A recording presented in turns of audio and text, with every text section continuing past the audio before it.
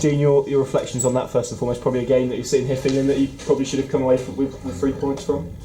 My reflections are they've nicked a point, we've lost 2. I thought it was a step in the right direction in terms of performance. Obviously not result, but if we'd have won the game 2 or 3-0, I'd probably still be saying the same thing, that it was a step in the right direction. But we can create better chances. In my opinion, we pegged them back for long periods.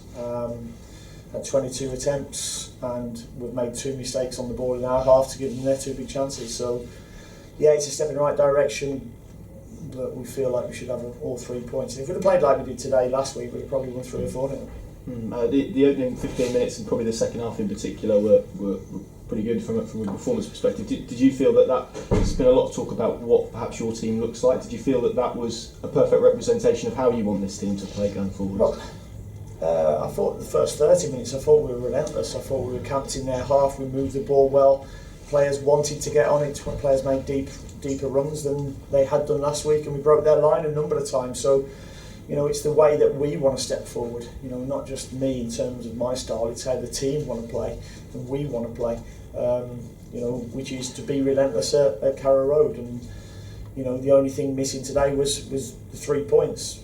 We probably should have got that from, a ludicrous decision not to give a penalty on a horrendous tackle. Before we get to that, because I will ask you about that, but the goal that you conceded, kind of an individual mistake, I suppose, from Ben Gibson. Do you sort of attribute that to rustiness, given that he's obviously had a spell out of injury? They've had 2 big chances, and I think Lungi dwelled on the ball and got robbed, and Tim's ended up making a good save. And then, for a throwing routine where we get it back to the centre half, we've just given the ball away, and you can't be playing. You can't give them balls away in them sort of areas, and so it's just an individual mistake that has cost us. Is that something that, obviously going forward, because it was a fixture towards the end of last season, does that sort of give you a concern going forward, I suppose, or does the fact last weekend was pretty good in terms of defensively? Yeah. Open play was pretty good as well, so do you take encouragement from that? Last week they never had an attempt on goal, really, let's be honest. Today they were 2 big chances from our sloppiness and our tardiness. If that was a trend, then certainly I'll be concerned, but I don't believe that is a trend. Were you concerned by the performance that kind of followed in that spell between the opening goal and half time? Yeah, I thought the 15 minutes from when they scored, I thought it kind of took the wind out of everybody's sails, the players, the fans as well, and it became a little bit scrappy.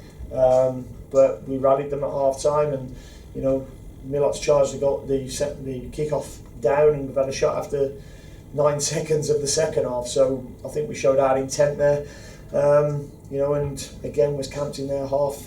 They tried to play a few balls over the top to the big man, and we dealt with that really well. Well, at half time in that situation, is it just a case of almost realigning everybody and getting them back out to what you felt you just... Yeah, well, I just felt from the 15 minutes after they scored, we lost a little bit of our game plan, what we were doing.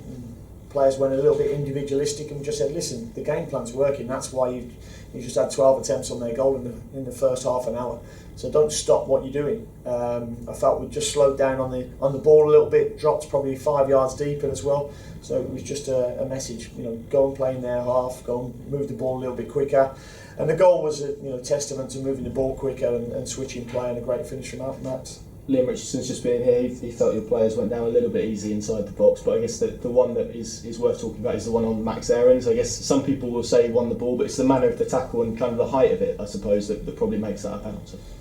Yeah, I'm not sure about going down easy. If you fouled, you go down.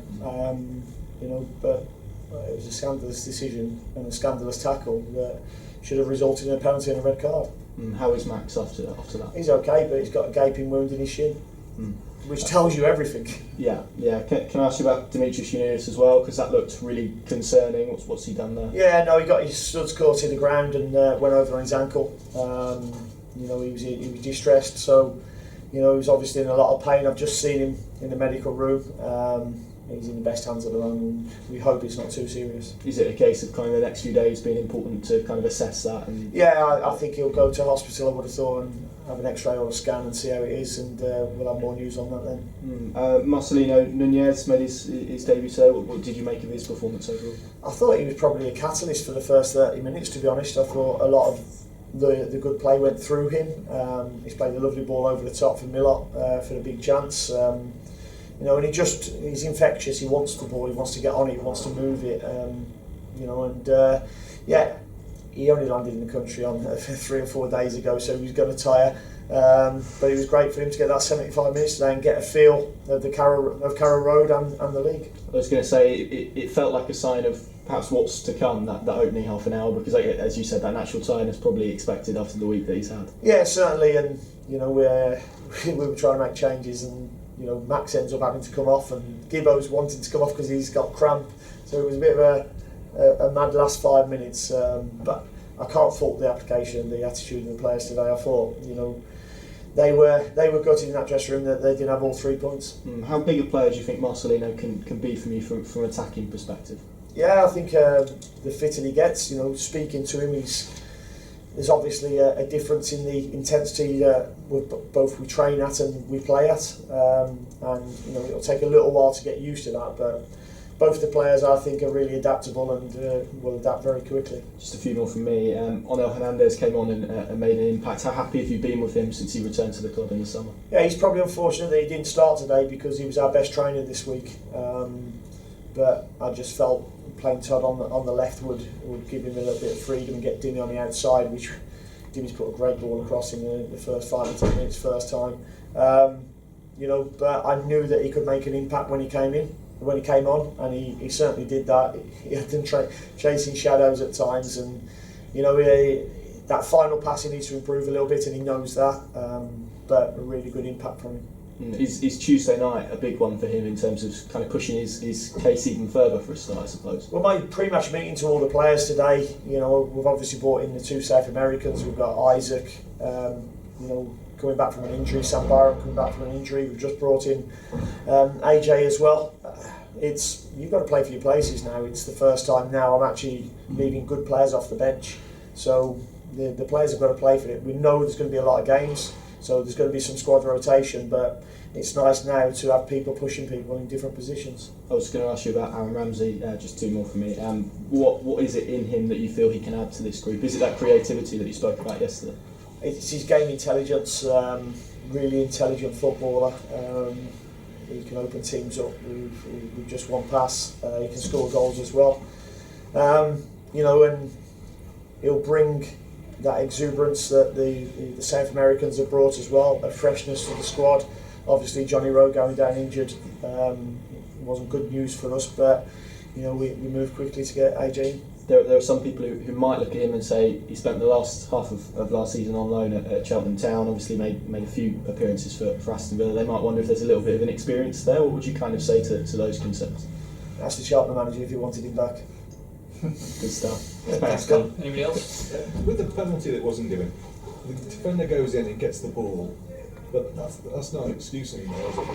Well, it wasn't an excuse when I played. If you went over the top of the ball winning it, you were off. Yeah. And that's a long time ago since I was playing, so I wouldn't have got away with that either. Yeah. I certainly don't think he went over it easy there, did he? No. Do you think there should have been any other? I haven't seen the others back, to be honest. You could probably tell me more, but that's the one my analyst was keen to show me after.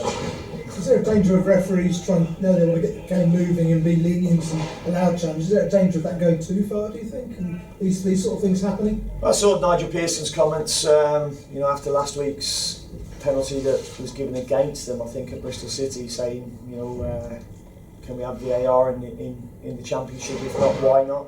And you know, why are referees not mic'd up so we can get, you know, a breakdown of why they're making the decisions that they make? Because he's looking straight down the barrel on that one, and it worries me if he doesn't see that as a bad tackle.